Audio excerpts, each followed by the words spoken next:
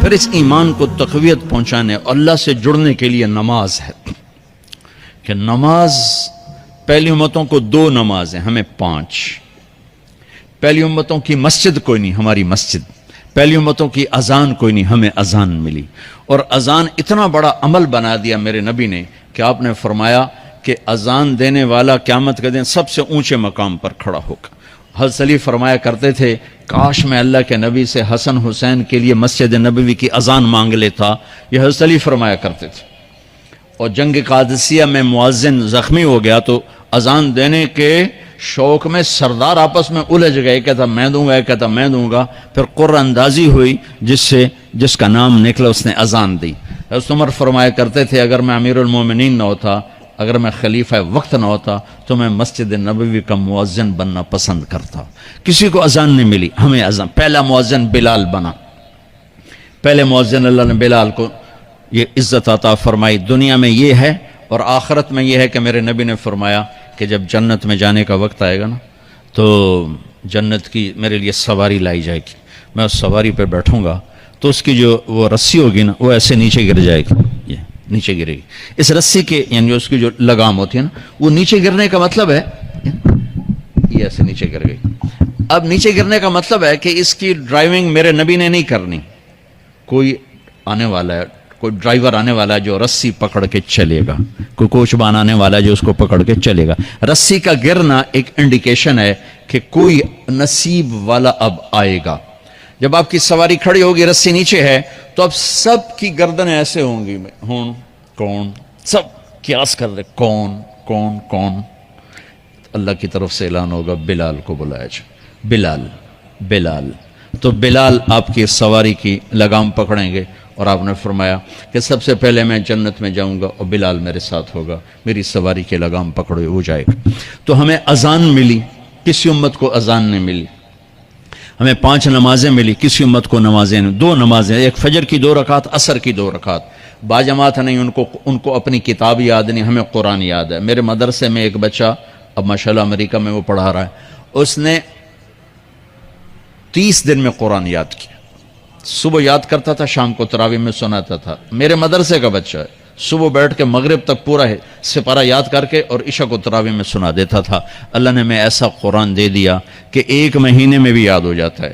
3 دن میں بھی ایک بزرگ نے یاد کیا، 3 دن میں قرآن یاد کیا۔ اللہ نے ہمیں قرآن کی دولت عطا فرمائی، پڑھنے کے لیے 5 نمازیں عطا فرمائی، تہجد کی نماز عطا فرمائی، اوابین کی نماز دی، اشراق کی نماز دی، چاشت کی نماز دی۔ نماز کے کتنے دروازے کھول دیے۔ اور میرے نبی کی آخری نصیحت تھی میری امت نماز نہ چھوڑنا، نماز نہ چھوڑنا، نماز نہ چھوڑنا۔ اور اس 14 صدی میں کوئی موقع ہے نماز چھوڑنے کا تو وہ میرے نبی کے نواسے کی کربلا کا ہے کہ جب ظلم بھی انتہا پر تھا اور مظلوم بھی اپنی آخری حدوں پر تھا، اور کائنات نے نہ ایسا ظلم دیکھا، نہ ایسے مظلوم دیکھے، نہ ایسی پاکیزہ ہستیاں دیکھی، نہ ایسے درندے دیکھے۔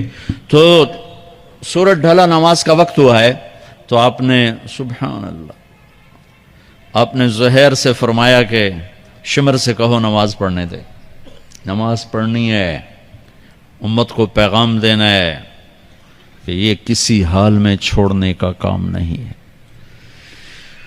تو انہوں نے آگے بڑھ کے شمر سے کہا نماز پڑھنے دو، انہوں نے کہا نہیں نماز نہیں پڑھنے دیں گے، ہماری تلوار چلے گی۔ انہوں نے واپس آ کر کہا جی وہ کہہ رہے ہیں ہم جنگ نہیں روکیں گے، تلوار چلے گی۔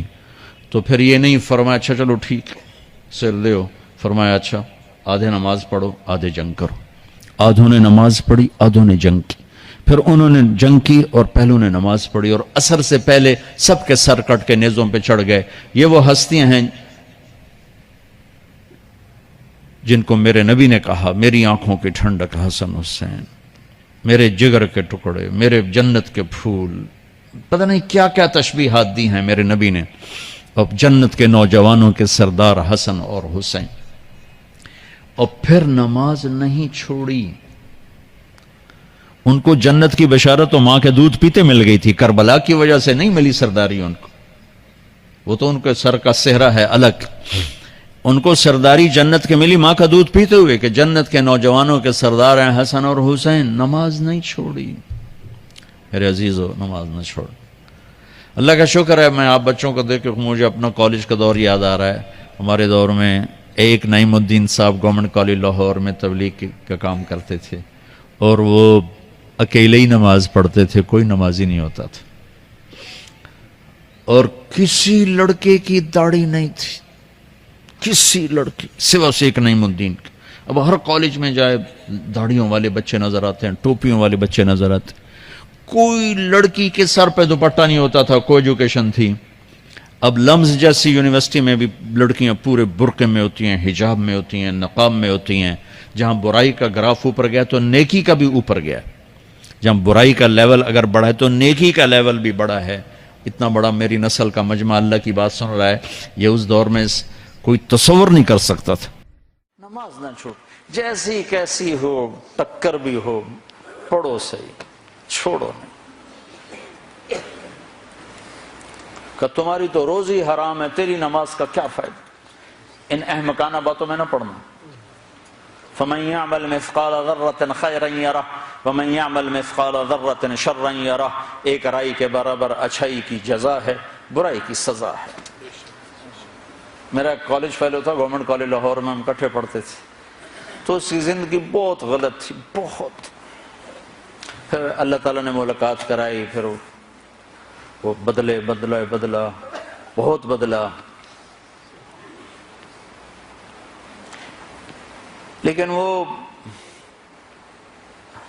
کبھی کبھی شراب پی لیتا تھا، وہ اس کی عادت نہیں چھوٹی، لیکن وہ چلا لگا تو نماز اس کی پکی ہو گئی۔ تو ایک دفعہ وہ گھر کے دروازے پر ہی پڑا ہوا تھا، تو پولیس اٹھا کے لے گئی۔ آنکھ کھلی تو حوالات میں تھا اور صبح کا وقت ہو رہا تھا۔ ان سے کہنے لگا مصلی لوٹا رہو، میں نے نماز پڑھنی۔ تو کہنے لگے واہ جی واہ، شراباں پی کے نمازاں پڑھ دیو۔ کہنے لگا جو گناہ کیتا تے نیکی نہ کرا۔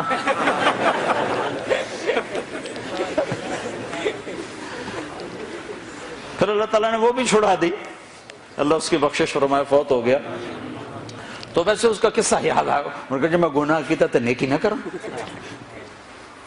اتبع سیئۃ الحسنہ، میرے نبی نے خود فرمایا جب گناہ ہو جائے فوراً نیکی کرو، فوراً نیکی کرو، تاکہ اس کا کوئی ادلا بدلا ہو جائے۔ ایک آدمی غلط کمائی کر رہا ہے اور نماز پڑھ رہا ہے، تو غلط کمائی کی اس کو سزا ہے، وہ الگ کھاتا ہے، نماز پڑھنے کا اس کو ضرور صلہ ملنے والا ہے۔